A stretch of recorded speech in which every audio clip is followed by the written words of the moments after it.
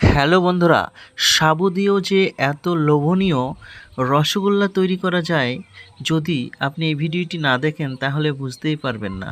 তবে মিষ্টিটা খেতে একেবারে ভিন্ন ধরনের বা দারুণ একটি স্বাদের। আপনি একবার দেখলে অবশ্যই বাড়িতে ট্রাই করবেন এবং খেয়ে দেখবেন এই সাবুর মিষ্টি একবারে অসলো ছানার মিষ্টির মতনই খেতে স্বাদ। তাই সম্পূর্ণ ভিডিওটি দেখুন আর বাড়িতে ঝটপট তৈরি করে নিন।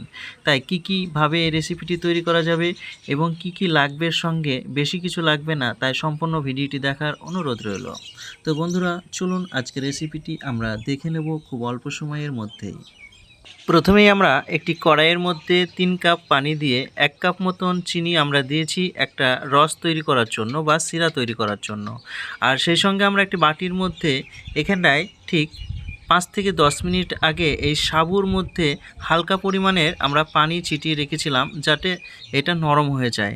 তো ফার্স্ট আমরা করেছিলাম কি, এটাকে গ্রাইন্ডার বা মিক্সচারে পিষা জন্যে আমরা ব্যবহার করেছিলাম, কিন্তু সেটা হয়নি। তার জন্যে ওটা মিক্সচার ব্যবহার করা কোনো দরকার নেই। সেই জন্য আমরা সাবুর উপরে অল্প পরিমাণ মতন পানি ছিটিয়ে রেখেছি 10 মিনিট আগে। তার মধ্যে পুরোপুরিভাবে নরম হয়ে আসবে এবং মিষ্টির যে আমরা গোল আকার করে নেব সেটা ঠিক এইভাবে আমরা হাত দিয়ে চেপে চেপে সম্পূর্ণ মিষ্টিগুলো আমরা তৈরি করে নেব। যতগুলো মিষ্টি তৈরি করে নেব ততগুলো ঠিক এইভাবে একটা একটা করে সুন্দরভাবে আমরা এইভাবে ছানার মিষ্টি মতন আমরা তৈরি করে নেব। তো সো গাইজ, আমাদের মিষ্টি তৈরি কমপ্লিট হয়ে এসছে। এদিকে আমরা যে রস বা সিরা আমাদের কমপ্লিট হয়ে এসছে। ঠিক এরকম পর্যায়ে আসলে এবার আমরা যে সাবুর যে মিষ্টিগুলো তৈরি করেছি সেগুলো একটা একটা করে এর মধ্যে আমরা ছেড়ে দেব। তো সো গাইজ, ঠিক এভাবে ছেড়ে দেব, কোনো রকম ভয় করার কোনো প্রয়োজন নেই, কারণ এগুলো ছিঁড়ে যাবে না। তো এভাবে আমরা হালকা হালকা করে একটা একটা করে ছেড়ে দেব ঠিক এই রসের মধ্যে বা শিরার মধ্যে। তারপর মিনিমাম 5 থেকে 10 মিনিট হালকা আঁচে এটা হতে থাকবে। তো বন্ধুরা, আমার চ্যানেলে নতুন হয়ে থাকলে অবশ্যই চ্যানেলটি সাবস্ক্রাইব করে সঙ্গে থাকবেন এবং পাশের বেল আইকনটি বাজাতে ভুলবেন না, যাতে সবার আগে এরকম নতুন নতুন ভিডিও আপনি পেয়ে যাবেন।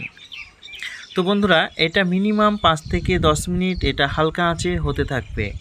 ঠিক এইভাবে হবে।